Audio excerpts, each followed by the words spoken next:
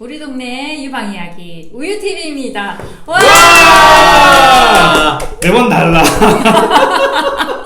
성형외과 전문의 한현우입니다. 네, 안녕하세요. 유방외과 전문의 유태경입니다. 성형외과 전문의 명유진입니다. 와! 와! 해! 오랜만입니다, 그죠? 네. 오늘 우리가 옷을 맞춰 입었어요. 왜? 수술 뭐? 옷을 매번 바꿔 입을 수 없으니까. 옷이 그렇게 많지가 않아요. 맞아요. 지난번에 제가 난닝구를 입고 나왔다는 그런 또 얘기들이 있어서 흰색으로 난닝구로 계속 입고 나올까 하다가 멋있는 사람은 원래 흰티만 입어도 멋있잖아.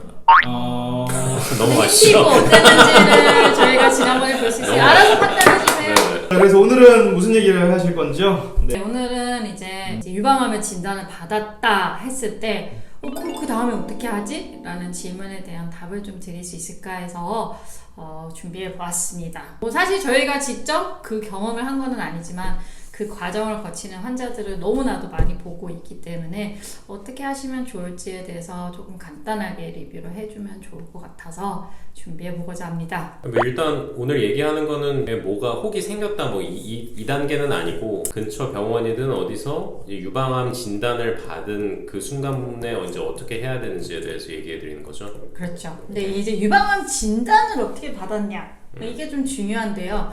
저희가 환자분은 유방암이다 라고 딱 이렇게 확정지어서 말씀을 드리려면은 조직 검사를 해야 되는 거죠. 그래서 조직을 떼서 현미경으로 봤는데 유방암 세포들이 보인다 했을 때 저희가 유방암이다 라고 말씀을 드릴 수 있는 것인 거고. 그러면 조직 검사는 보통 환자들이 왔을 때 어디서 하고 오나요?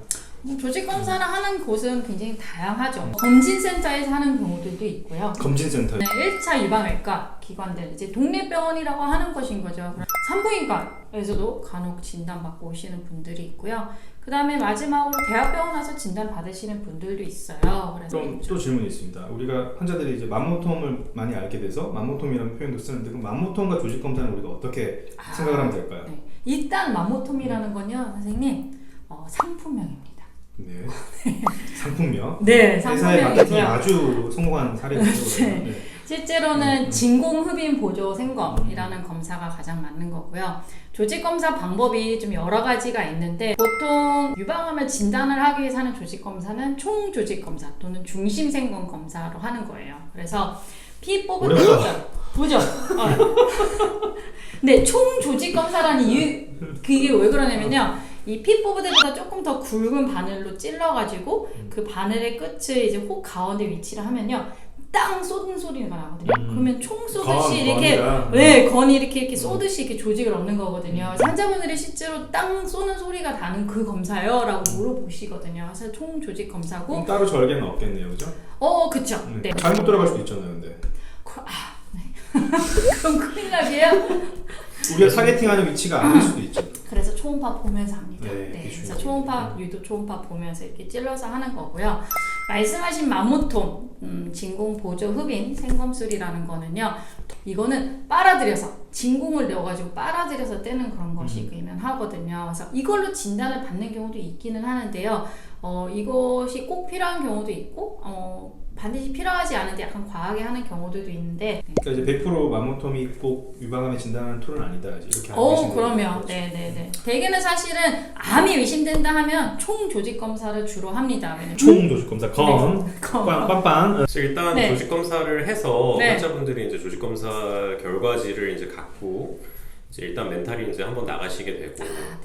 나간 멘탈을 이제 부여잡으시고 이제 어쨌든 대학병원으로 오시죠. 이제 오시게 되고 일단 환자분들이 조금 의아해하시는 거는 이제 검사 결과지에는 이제 암으로 나오는데 왜 유방암으로 바로 진단해가지고 하지 않느냐라고 궁금해하시는 분들이 있는 거예요. 바로 왜 수술하러 안 가냐? 그렇죠. 그래서 그 나와 있는 조직을 다시 갖고 오셔서 그 병원에 있는 병리과에 다시 그거를 의뢰를 저희가 보냅니다. 그래서 그렇죠. 네. 저희가 근무하는 수술 받으실 그 병원의 병리과에서 확진이 되어야 이제 그거를 이제 완전히 믿고 이제 그 유방암 진단 프로세스에 이제 가시게 되는데 그 시간이 대개는 한 일주일가량 걸리거든요. 최소 일주일이죠. 그러니까 어떻게 보면 더블 체크를 한다는 의미겠죠, 그죠? 네. 진단이 중요한 그리고 거니까. 어떤 대학병원에서 진단이 확진되더라도 다른 대학병원으로 가시면 또 다시 이제 그 과정을 그러니까 거치셔야 돼요. 그러니까 다른 데 대학병원에서 확진 받으신 거가 그 병원에서 그대로 쓸 수는 없습니다.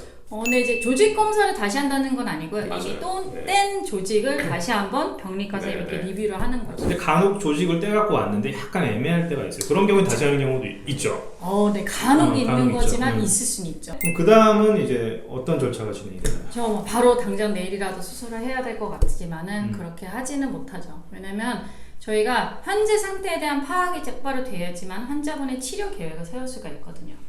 현재 상태에 대한 파악은 1번은 유방 안에서 얼마나 퍼져 있는지가 중요해요. 크기가 얼마인지, 주변으로 더 퍼져 있진 않은지. 그 다음에 유방과 겨드랑이 림프절이 같은 한 공간인데 겨드랑이 림프절 상태 같은 거를 이제 첫 번째로 파악해야 되고요.